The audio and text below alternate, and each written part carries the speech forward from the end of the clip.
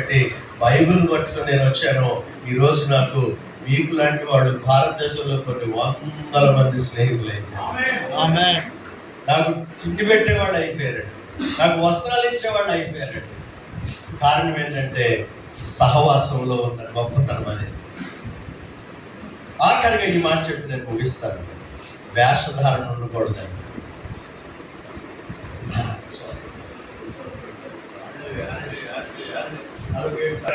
ఉప్మా ఈరోజు నిన్న కూడా ఉప్మా పెట్టాను. ఏంటి ఇస్తాడు? ఈ బ్యాగ్ అప్పుడెప్పటి నుంచో ప్రతి క్రిస్మస్ ఇదే bag. What is this non sense? దేన్ని మనం చూడవలసిన పని లేదు అంటున్నాడు అక్కడ. అసలు వేషధారణ ఉండకూడదండి. మొదటి తిమోతి 1:5 అంటాడు. తిమోతికి రాసిన పత్రిక 1:5 అంటాడు, పవిత్రమైన హృదయము, మంచి మనస్సాక్షి మనము కలిగి ఉండవలసిన వారిగా ఉంటున్నాం. మనము ఏ రకమైన వేషధారణ ఉండకూడదు. ఎవరి కోసము? ముఖస్థుతి కోసం నువ్వు అసలు సహవాసమే చేయొద్దు. ఎవరి కోసము నువ్వు సహవాసం చేయొద్దు. మనము సహవాసం చేయవలసింది ఒకే ఒక ఆయన గురించి. అదేంటంటే ఒక రోజున దేవుని రాజ్యము ఈ భారతదేశంలో కట్టబడాలి. ఆమేన్. హల్లెలూయా. అందుకోసము వేషధారణ ఉండకూడదంట. సమాధానము పడడానికి వాయిదా వేయకూడదంట. Brother, I'm sorry. మా వాడు దిగ్గానే చెప్తున్నాడు నాతో వచ్చిన అబ్బాయి, అన్న మేము లొకేషన్ చూసుకున్నాం కానీ లొకేషన్లో అది షార్ట్ కట్ దారి చూపించింది, అందుకని మేము సింగిల్ రోడ్లో వచ్చాం, పొద్దున్నే హైవేలో రాలేదు, అందుకని లేట్ అయింది అన్న అని అయ్యగారితో చెప్తా ఉన్నాడు. అంటే ఎప్పటికప్పుడు మనం ఏం చేయాలంట? పాస్టర్ గారికి హార్ట్ అటాక్ రాకుండా ఉండాలంటే ఏం చేయాలి? మన హృదయంలో ఏముండకూడదు. ఎప్పుడు క్లీన్ చేసేసుకుంటా ఉండాలి. లేకపోతే ఆడు ఇలాగ అన్నాడండి, వీడు కుర్చీ వేయలేదండి, వీడు పైకి వెళ్ళలేదండి, ఆడికి కింద కూర్చోబెట్టాడండి, వీడు నాకు ముందు పెట్టలేదండి, ఆడు చికెన్ వేయలేదండి, వీడు మటన్ వేయలేదు, నన్ను వెనకాల పెట్టాడండి, నేను ప్రెసిడెంట్ అని తెలియదు తనకి. అంటే ప్రభునందు ప్రియులారా, ఎందుకు కొంచెం స్ట్రాంగ్గా చెప్తున్నానంటే కొంచెం చొరవ తీసుకుని మనం అందరం ఒకే ఫ్యామిలీ మెంబర్స్ కనుక మనం వెళ్ళి నిలబడవలసింది ఆయన దగ్గరే. ఆయన దగ్గర తప్ప నువ్వు ఎవరి దగ్గర తలదించవలసిన పని లేదు, దేనికి తలదించవలసిన పని లేదు. అందుకోసం సమాధాన పడడానికి ఎప్పుడు వాయిదా వేయకూడదండి. అందుకే యేసుక్రీస్తు సిలువలో ఉంటుంది, ఒకటి అడ్డు గీత, ఇంకోటి నిలువు గీత కింద మనం ఆలోచన చేస్తే మనం ఎప్పుడు కూడా స్ట్రైట్ గాను పక్కకి కూడా, అంటే ఈ left right front back up down అందరినీ క్షమించేయాలి మనం. ఆఖరికి ఈ మాట చెప్తాను. అదేంటి అని అంటే, అసలు మనకి ధనికులని, పేదవారని, పెద్ద సంఘం అని, చిన్న సంఘం అని, పెద్ద పాస్టర్ గారు, నేను ఎప్పుడు చెప్తా ఉంటాను మా ఫెలోషిప్లో, పెద్ద పాస్టర్ గారు నిజంగా చెప్తాను. అయ్యగారు ఏమవుతుంది, ఇప్పుడు అనిల్ కుమార్ వచ్చాడు అనుకోండి.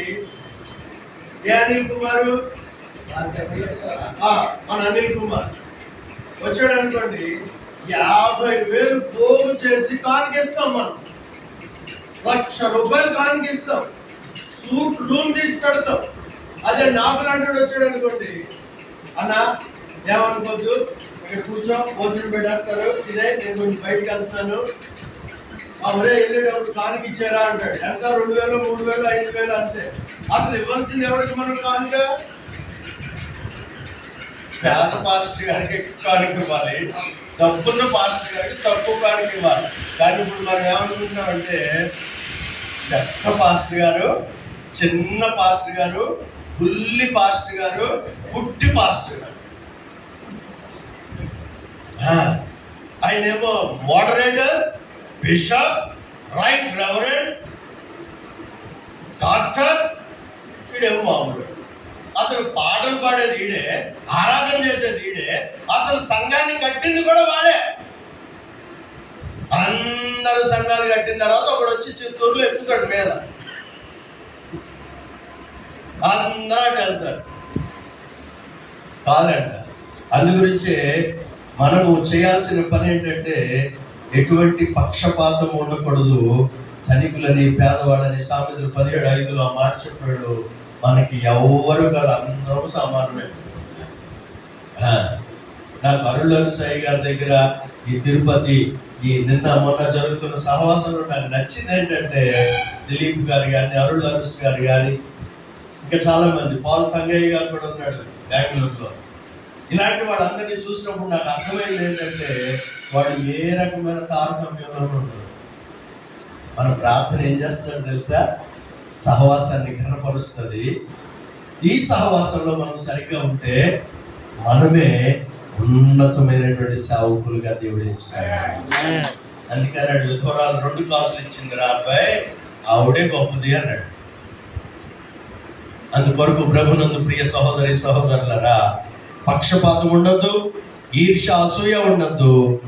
ఇవన్నీ లేకపోయినప్పుడు ఏమవుతుందంటే ఎఫెసీ పత్రిక 4:11 ఒకసారి చదువుదాం.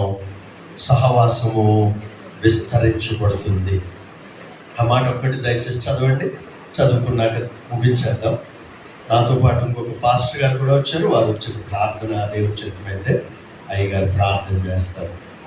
విశ్వాస విషయంలోను దేవుని కుమారుని గురించిన జ్ఞానం విషయంలోను ఏకత్వము పొంది సంపూర్ణ పురుషుడు. దేంట్లో ఏకత్వం పొందబడుతున్నాడండి?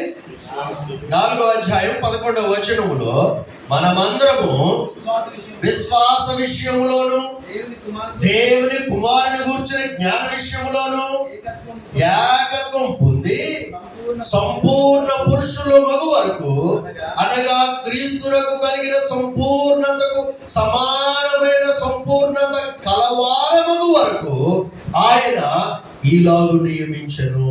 హల్లెలూయా. 2 చేతులు చెప్తాం హల్లెలూయా, హల్లెలూయా. సంపూర్ణమైనటువంటి you are a full fledged pastor అని చెప్పి ఒక సేవకుడు, ఇతను సంపూర్ణమైన సేవకుడు అని మనం పిలిపించుకోవాలంటేనట మనము విశ్వాస విషయంలోను దేవుని కుమారుని గురించిన జ్ఞానం విషయంలోను ఏకత్వం పొందాలి. ఎప్పుడైతే మనం అలా ఏకత్వం పొందేమో మనము అంటే ఆ ఏకత్వం ఎక్కడ పొందుతాం? సహవాసంలోనే పొందుతాం. సహవాసంలోనే పొందుతాం. ఎవరింట్లో వాళ్ళు ప్రార్థన చేసుకుంటే సహవాసం కాదు.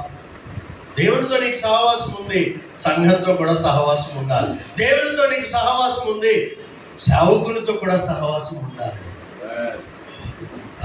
అందుకే అన్నాడు, మనుషుల దయ్యందును దేవుని దయ్యందును వర్ధిల్లును అబ్బాయి అని ఆశీర్వదించాడు. మనుషులంటే మీకు అందరికీ తెలుసు, నేను చెప్పనవసరం లేదు, నాకంటే సీనియర్ పాస్టర్స్. సో అందుకోసం ప్రభునందు ప్రియ సహోదరి సహోదరులారా, ఐ లవ్ ఇండియా. ఈరోజు నేను ఒకటే అంటున్నాను, సేవకులందరినీ కూడా ప్రేమించాలని ఉంటుంది. వాళ్ళ కోసం అండి. అంటే కొంతమంది ఉంటారు కదా, ఈరోజు వెళ్ళిన తర్వాత 1000 మంది అవుతాం. ఈ 1000 మంది ఒకే ఆత్మతో ప్రార్థన చేస్తే భారతదేశాన్ని మనం ఎవరికి చెప్పనవసరం లేదు, భారతదేశమే ఆయన దగ్గరికి వచ్చేస్తుంది. Hallelujah. Thank you very much. Joseph అయ్య గారికి ప్రత్యేక వందనాలు. Thank you very much.